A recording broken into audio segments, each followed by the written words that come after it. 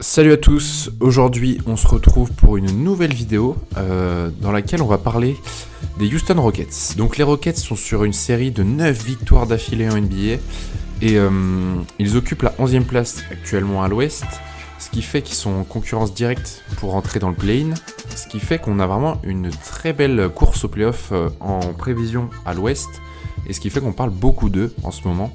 Donc je voulais un petit peu faire une vidéo pour moi aussi en parler, donner mon point de vue et puis faire un petit pronostic à la toute fin quand même. Donc alors les Rockets, je viens de le dire, sont sur 9 victoires de suite. Ils n'ont pas perdu depuis le 9 mars dernier. Bon alors ce soir, ils jouent contre OKC. OKC qui n'aura pas Shai, parce que Shai a une petite douleur, je crois que c'est au genou, si je me trompe pas. Donc n'aura pas Shai, donc les Rockets ont encore une chance là de gagner un match. Ils gagnent leur match depuis la blessure d'Alperen Sengun, donc au genou et à la cheville, un peu les deux en même temps. C'était il y a à peu près 15 jours, il me semble que c'était le 11 mars.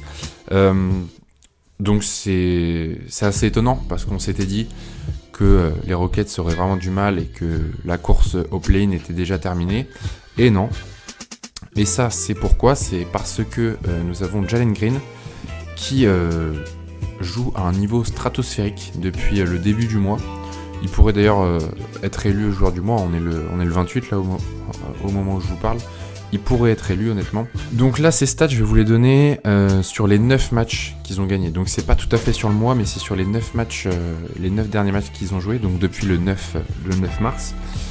Donc il est à 9 points, 9 points, pas du tout, 29 points de moyenne, sachant qu'il a fait deux performances exceptionnelles à 41 et 42 points. Il est à 49% au tir, 42% à 3 points, 6,5 rebonds et 3,5 passes. Donc c'est quand même exceptionnel c'est des stats qui sont exceptionnelles tout simplement. Sur une saison, avoir des stats comme ça, c'est synonyme d'être nommé en tout cas dans la course au MVP, d'avoir son nom qui revient de temps en temps. Donc s'il continue comme ça pour finir la saison, ça va bien aider les Rockets. Et puis si jamais son développement devait se continuer, pour l'année prochaine, ça va devenir un sacré problème pour les équipes adverses et un sacré bon élément pour les Rockets. Donc au-delà de ce joueur, le niveau de jeu des Rockets a aussi un peu changé. Il s'est adapté à l'absence d'Alperen Sengun. Maintenant les Rockets, le coach Ime Udoka met en place une équipe small ball, donc qui joue petit. On retrouve un peu cette identité des Rockets qu'on connaissait lorsque James Harden jouait à l'époque en 2017 et 2018.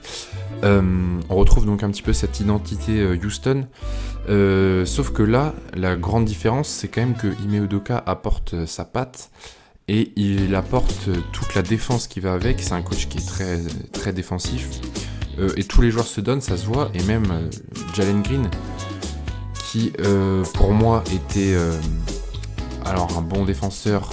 Enfin, n'était pas un bon défenseur, peut-être que j'abuse, mais en tout cas un défenseur très moyen. Et là, je le trouve excellent en défense. Et ça leur permet, oui, de gagner des matchs. Et même des matchs parfois contre des équipes compliquées. Ils ont par exemple battu les Cavaliers, et pas qu'un peu en plus, 117 à 103. Ils ont également battu les Kings, qui sont quand même des sacrés morceaux en NBA. Après, il faut aussi dire que sur ces 9 derniers matchs, les Rockets ont eu un calendrier plutôt très avantageux. Ils ont joué les Spurs, les Wizards, 2 fois les Wizards même. Ils ont joué les Bulls, le Jazz, Portland également. Donc c'est vrai que c'était quand même un calendrier qui était assez facile. Mais bon, faut quand même gagner ces matchs.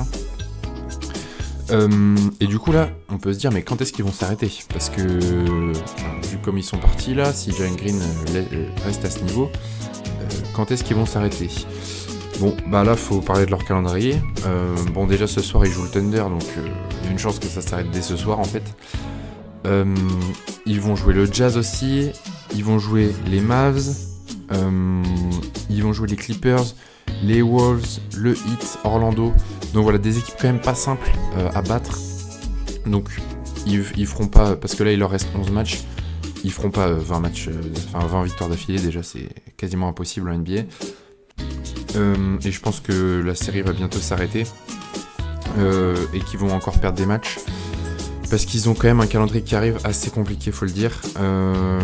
Là où leurs concurrents directs, donc Golden State, ont encore eux également 11 matchs à jouer et eux ont un calendrier plutôt facile qui arrive. Ils vont jouer les Mavs 2 fois, les Lakers et la Nouvelle-Orléans.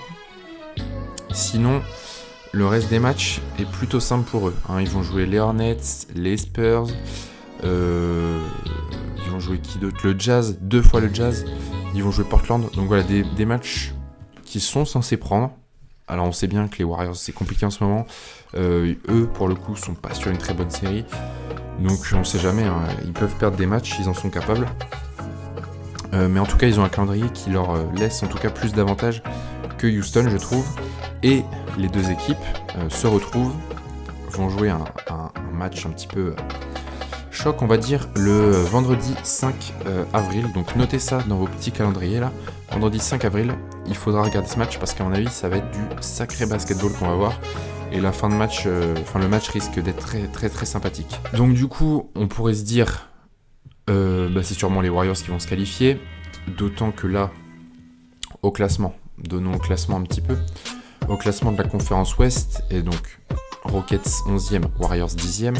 Les Warriors ont un bilan de 37 victoires pour 34 défaites. Les Rockets ont un bilan de 36 victoires pour 35 défaites.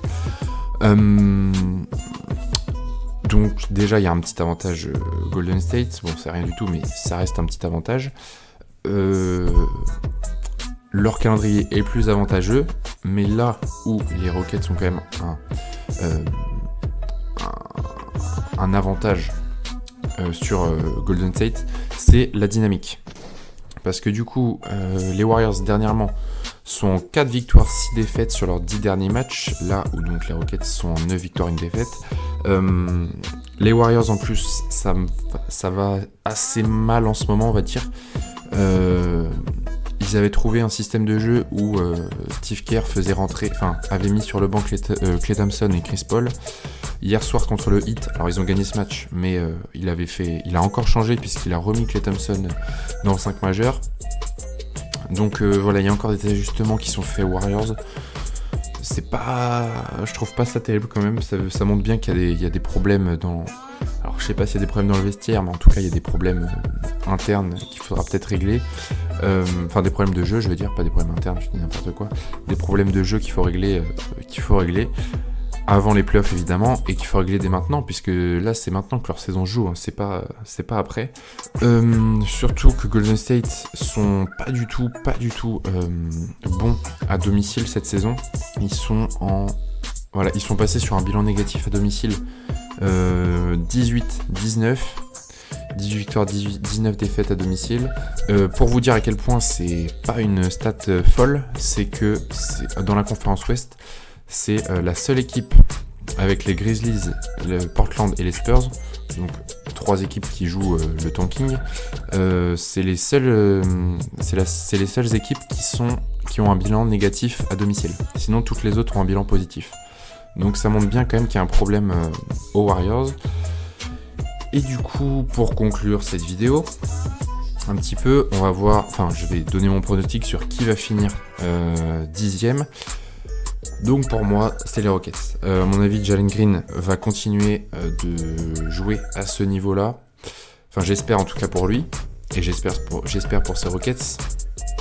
En plus, moi je dis que c'est les Rockets qui vont passer parce que j'ai envie aussi que ce soit les Rockets qui passent, faut le dire aussi. J'aimerais bien les voir au play-in. De toute façon, ce pronostic, en réalité, il n'est pas très important, puisque, même s'ils sont 10e, les Rockets, que ce soit les Rockets ou les Warriors, au play-in. Ensuite, il faut jouer qui ? Il faut jouer les Lakers. Je ne mets pas une pièce sur une des deux équipes face aux Lakers au play-in. Donc déjà, je pense que même si Warriors ou Rockets se qualifient pour le premier tour, pour les play-in, je veux dire, ils se feront sortir dès le premier match. Ensuite, hypothétiquement, ils sortent les Lakers. Ils doivent jouer un deuxième match de play-in, donc qui sera vraisemblablement contre soit les Mavs, parce que là c'est tellement serré la conférence Ouest que la 7e et la 8e place sont absolument pas sûrs. Donc soit les Mavs, soit les Kings, soit les Suns.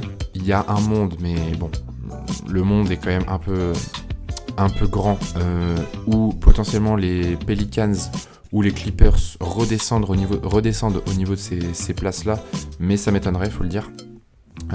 Mais il y a un monde, donc voilà. Donc dans tous les cas, c'est des équipes qui, sur le papier en tout cas, atomisent les Rockets. Donc voilà, j'ai envie de dire, cette bataille-là qui nous anime un petit peu tous, là, et dont tout le monde parle en ce moment, en NBA pour la 10e place à l'Ouest, elle est pas très... Enfin, c'est pas très important. Ça fera... On va dire que l'enjeu pour les Warriors, c'est un minimum de réussir sa saison en se disant on finit 10e, on s'est quand même qualifié au play-in. Bon, ce sera pas une saison réussie, mais c'est toujours mieux que se dire on finit 11e. Voilà, bon, c'est logique, hein, mais c'est comme ça. Et pour les Rockets, l'enjeu est un peu plus grand, entre guillemets, dans le sens où aller au play-in, ça offre de l'expérience aux Rockets, et c'est, je pense, un bon moyen de préparer cette équipe pour le futur. Donc voilà, écoutez, cette vidéo est terminée. Si vous l'avez aimé, n'hésitez pas à liker, pensez à vous abonner et me dire également vous ce que vous pensez des Rockets et des Warriors. Qu'est-ce qui va se passer selon vous? Et puis je vous dis à bientôt pour une prochaine vidéo. Ciao!